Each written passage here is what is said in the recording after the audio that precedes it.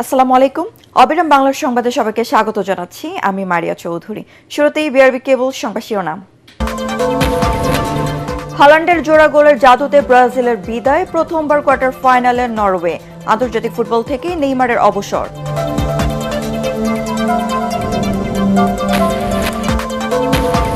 রোমাঞ্চকর ম্যাচে স্বাগত মেক্সিকোকে হারিয়ে শেষ ৮-এ ইংল্যান্ড, রাতে স্পেন পর্তুগালের মহারণ।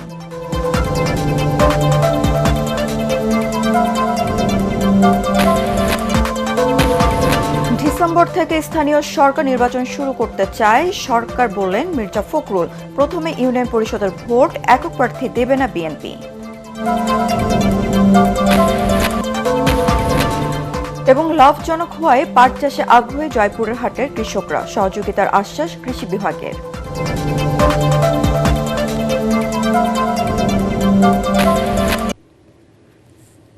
শুনছিলেন বিআরবি কেবল সংবাদ শিরোনাম, এবার বিস্তারিত। শুরুতেই আনোয়ার সিমেন্ট শীত বিশ্বকাপ সংবাদ।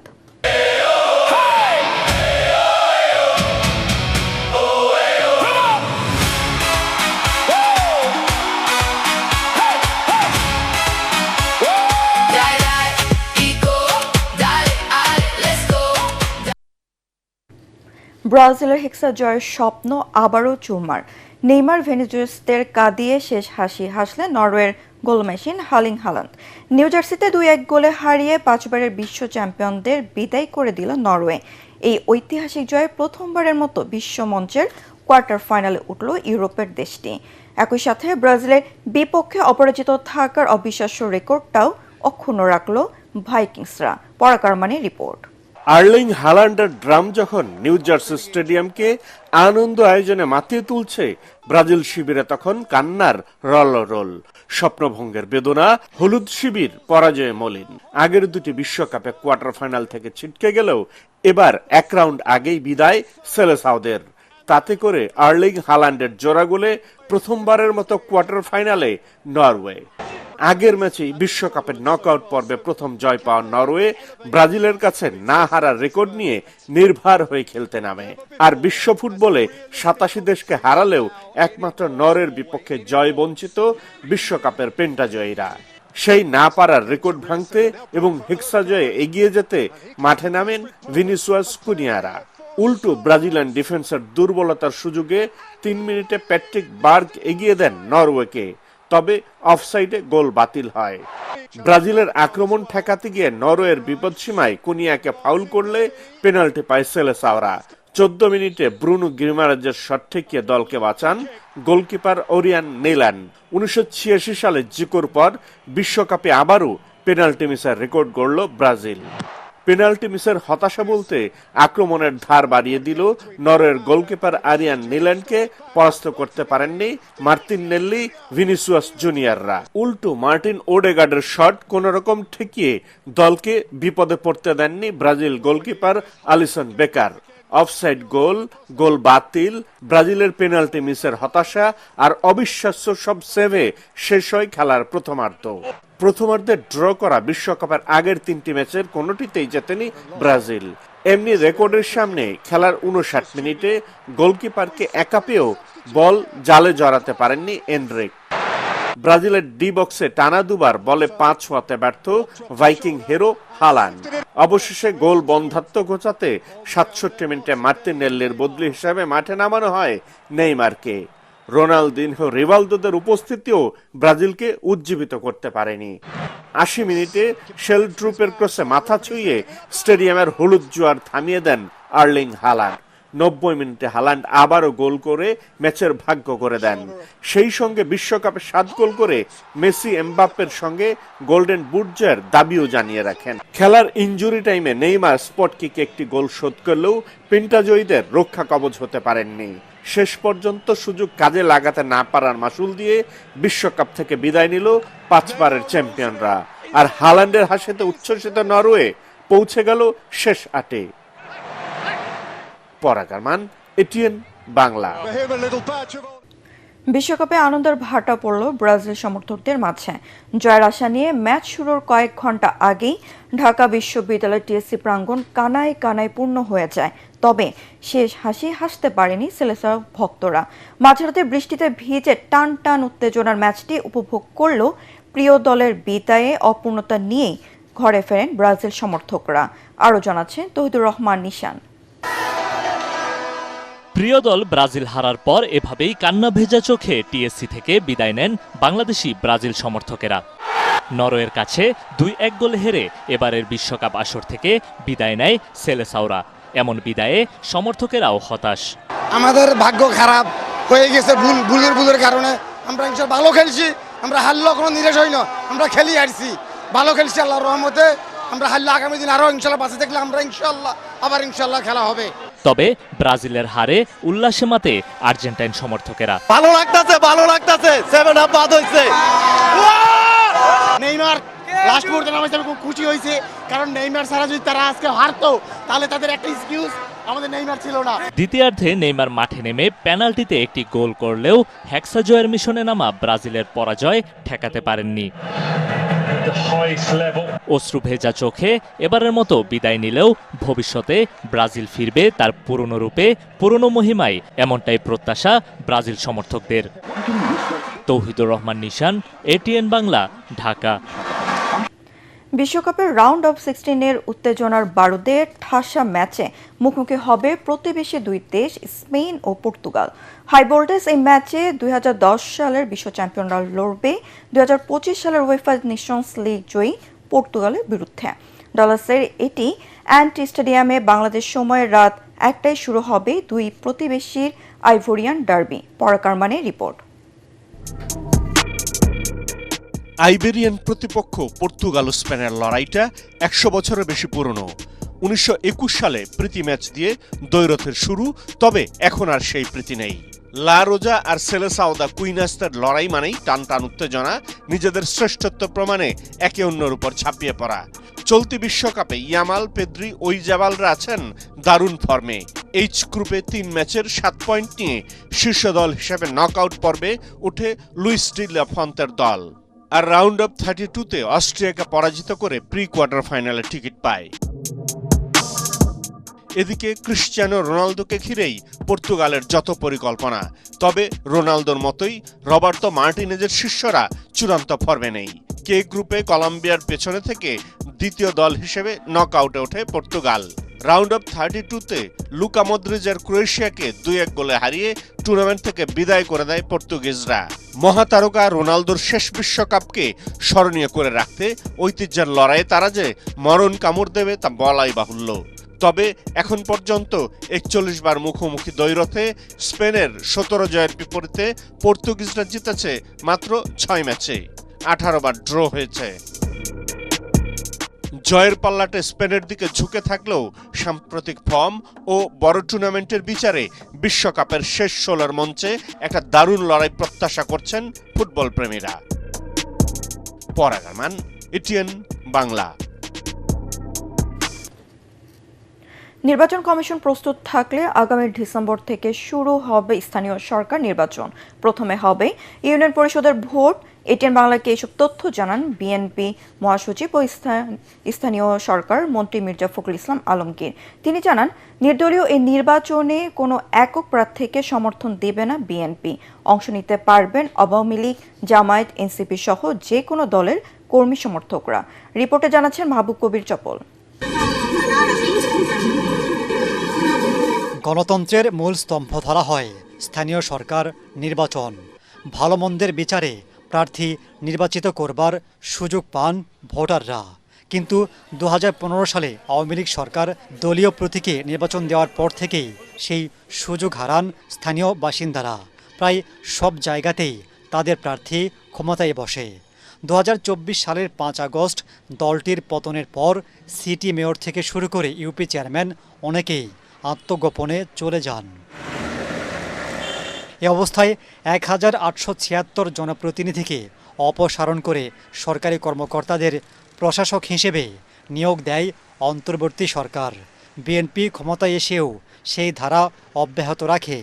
সিটি কর্পোরেশন পৌরসভা ইউনিয়ন পরিষদে নির্বাচিত প্রতিনিধি না থাকায় বিড়ম্বনার শিকার হচ্ছেন সেবা প্রত্যাশী মানুষ। বিষয়টি উপলব্ধি করছে সরকারও। স্থানীয় সরকার মন্ত্রী জানান, এ বছরের শেষ দিকে স্থানীয় সরকার পর্যায়ে ভোট শুরুর প্রস্তুতি চলছে। বিএনপি তো এখানে আপনার দলীয় স্থানীয় সরকারের দলীয়ভাবে তো নির্বাচনে অংশ নেবে না। এবার তো আপনার নির্বাচন হবে, নির্দলীয় নির্বাচন হবে, এবং এখানে আপনার যেটাকে বলা হয় যে প্রতীক ছাড়া হবে। নির্ভর করছে যে আপনার ইলেকশন কমিশন কবে রেডি হচ্ছে। আমরা যেহেতু ইলেকশন কমিশনকে দিয়ে ইলেকশন করাতে হবে, তারা রেডি হলেই আমরা চিন্তা ভাবনা করব। খুব শিগগিরই হবে, হয়তো ডিসেম্বরের মধ্যে আশা করছি যে আমরা প্রাথমিক স্টেজটা শেষ করতে পারবো। এটা বলা মুশকিল। সিটি কর্পোরেশন তো আগে হবে না, ইউনিয়ন পরিষদই আগে হবে। তিনি জানান, স্থানীয় সরকার নির্বাচনে কোনো ধরনের প্রভাব বিস্তার করবে না সরকার। আওয়ামী লীগ সহ যে কোনো দলের নেতাকর্মী অংশ নিতে পারবেন। যেহেতু এটা নির্দলীয়ভাবে হচ্ছে, সেটা আওয়ামী লীগ, বিএনপি বা জামাত বলতে কোনো কথা নেই। এখানে যে কেউ ইলেকশন করতে পারে। মামলা হলে তো এমনিতে আউট হয়ে যাবে, তারা তো আপনার আইনগতভাবে নির্বাচন করতে পারবে না। অনেক বেশি স্ট্রং হবে। এই জন্য যে যত বেশি নির্বাচন করতে চাইবে তত নেতা তৈরি হবে, এবং আপনার ভালোই হবে, ইলেকশন খারাপ হবে না। মাহবুব কবির, চপল, এটিএন বাংলা, ঢাকা। লাভজনক হওয়ায় জয়পুরহাটে পাট চাষে ঝুঁকছেন কৃষকরা। তবে ভালো ফলনের আশা করলেও পাট পচনের জন্য জাগ দেওয়ার জায়গার অভাবে দুশ্চিন্তায় জেলার চাষিরা। কৃষি বিভাগ বলছে, চাষিদের বিভিন্ন সহযোগিতা করা হচ্ছে। জয়পুরহাট প্রতিনিধি রফিকুল ইসলাম রফিকের রিপোর্ট, জানাচ্ছেন মাসুদ রানা। সোনালী আঁশ হিসাবে পরিচিত পাট নিয়ে স্বপ্ন দেখছেন জয়পুরহাটের কৃষকরা। বিঘা প্রতি জমিতে পাট চাষ করে খরচ হয় প্রায় 10,000 টাকা, আর বাজারে ভালো দাম পাওয়া গেলে 25 থেকে 30,000 টাকা পর্যন্ত বিক্রি হয়। তবে কৃষকের দুশ্চিন্তার কারণ হয়ে দাঁড়িয়েছে পাট পচানোর জন্য জাগ দেওয়ার জায়গায়। আশপাশে খাল ও ছোট ছোট জলাশয় ভরাট হয়ে যাওয়ায় কমে গেছে জাগ দেওয়ার পর্যাপ্ত জায়গা। এতে বিপাকে পড়েছে চাষিরা। যে সমস্ত পুকুর পুষ্করণীতে আমরা পাটটা ডুবাতাম, জাগ দিতাম, সেই সমস্ত পুকুর পুষ্করণী সব সরকারের কাছ থেকে মানুষ লিজ নেয়। পাট আবাদ করে আমরা টাকা পয়সা পাই না, বিক্রি করতে গেলে মূল্য পাই না। গত বছর ছিল 2500, 3000। এবারে আসার তো সরকারের কাছে আবেদন যে লাভজনক হয়। জেলা কৃষি বিভাগের অতিরিক্ত উপপরিচালক জানান, চলতি মৌসুমে জেলায় 2437 হেক্টর জমিতে পাটের চাষ হয়েছে। কৃষকদের বিভিন্ন সহযোগিতা করা হচ্ছে বলেও জানান তিনি। পাট চাষকে সম্প্রসারণ করার জন্য কৃষকদের মাঝে বিভিন্ন প্রশিক্ষণ পরামর্শ দিয়ে থাকছি, এবং টেকনিক প্রযুক্তির মাধ্যমে পাট চাষকে সম্প্রসারণ করার উদ্যোগ গ্রহণ করা হচ্ছে। মাঠে ভালো ফলনে আশা থাকলেও এখন কৃষকদের সবচেয়ে বড় চিন্তা পাট পচানো জায়গা। এই সংকট কাটিয়ে উঠতে সময় উপযোগী উদ্যোগ আর আধুনিক প্রযুক্তির প্রসারের দিকে তাকিয়ে আছেন তারা।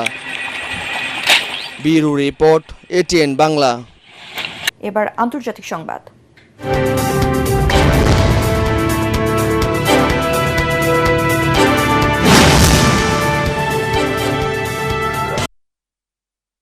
প্রায় 5 মাস বন্ধ থাকার পর ইরান ও কাতারের মধ্যে সামুদ্রিক বাণিজ্য আবার শুরু হয়েছে। কাতারের দোহা ইরানের বাণিজ্যিক প্রতিনিধি আব্বাস আব্দুল খানি এ তথ্য জানিয়েছেন। রয়টার্স জানিয়েছে, ইরানের দায়ের বন্দর ও কাতারের আল রওয়েস বন্দরে জাহাজ চলাচল শুরু হয়েছে। ভৌগোলিক ও কৌশলগতভাবে পারস্য উপসাগরের বিপরীত প্রান্তে অবস্থিত এই দুটি বন্দর মূলত আঞ্চলিক বাণিজ্যের প্রধান কেন্দ্র হিসেবে ব্যবহৃত হচ্ছে। মধ্যপ্রাচ্য যুদ্ধ চলাকালে ইরানের দায়ের বন্দরটি বেশ কয়েকবার মার্কিন ও ইসরায়েলি বিমান হামলার শিকার হয়। এই বাণিজ্য পথটি পুনরায় চালু হওয়ার মধ্যপ্রাচ্যের অর্থনীতির জন্য ইতিবাচক পদক্ষেপ হিসেবে দেখছেন বিশেষজ্ঞরা।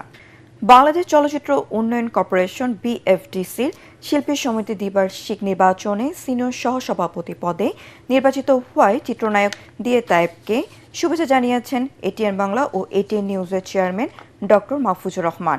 রাজধানীর কারওয়ানবাজারে এটিএন বাংলা কার্যালয়ে চলচ্চিত্র শিল্পীর উন্নয়নে দিয়ে তায়েবের সফলতা কামনা করে ফুল দিয়ে অভিনন্দন জানান তিনি।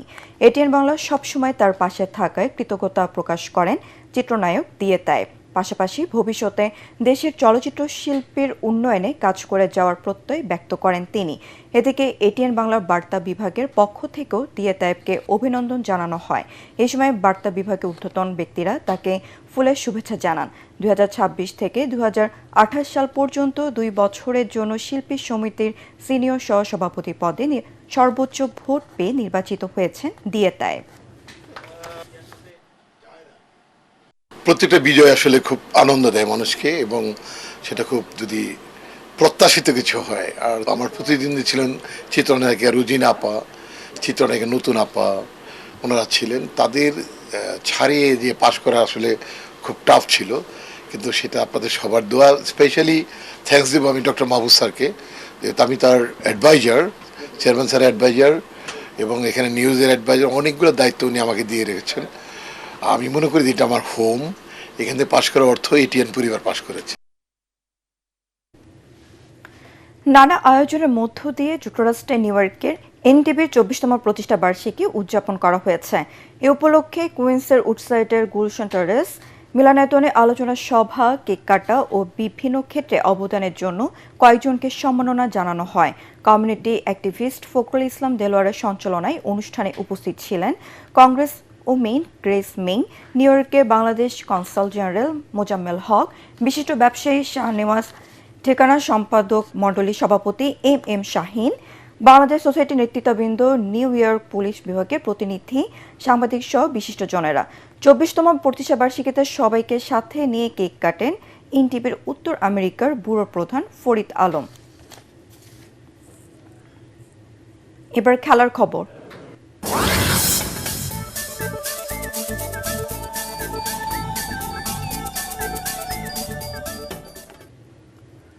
তিন ম্যাচ সিরিজের প্রথম ওয়ানডেতে আজ মুখোমুখি হবে বাংলাদেশ ও জিম্বাবুয়ে। হারারেতে ম্যাচ শুরু হবে বাংলাদেশ সময় দুপুর 1:30টায়। দীর্ঘ 4 বছর পর জিম্বাবুয়ের বিপক্ষে ওয়ানডে খেলতে নামছে লাল সবুজের প্রতিনিধিরা। যদিও একমাত্র টেস্টে ইনিংস ব্যবধানে হেরে ব্যাকফুটে বাংলাদেশ দল, তবে ওয়ানডেতে আত্মবিশ্বাসী টাইগাররা। অধিনায়ক মেহেদী হাসান মিরাজের নেতৃত্বে দুর্দান্ত ফর্মে রয়েছে বাংলাদেশ দল। ঘরের মাঠে টানা 4টি ওয়ানডে সিরিজ জিতেছে বাংলাদেশ। দুই দলের 81 মিনিট ম্যাচের লড়াইয়ে বাংলাদেশ জিতেছে 51টিতে। শেষ করার আগে বিআরবি কেবল সংবাদ শিরোনাম আরও একবার। হালান্ডের জোড়া গোলের জাদুতে ব্রাজিলের বিদায়, প্রথমবার কোয়ার্টার ফাইনালে নরওয়ে। আন্তর্জাতিক ফুটবল থেকে নেইমারের অবসর।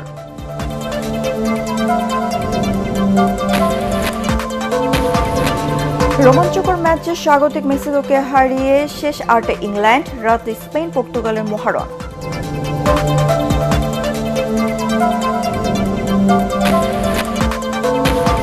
ডিসেম্বর থেকে স্থানীয় সরকার নির্বাচন শুরু করতে চায় সরকার, বলেন মির্জা ফখরুল।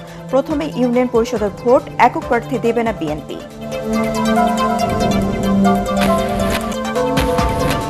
এবং লাভজনক হওয়ায় পাট চাষে আগ্রহী জয়পুরের হাটের কৃষকরা, সহযোগিতার আশ্বাস কৃষি বিভাগের।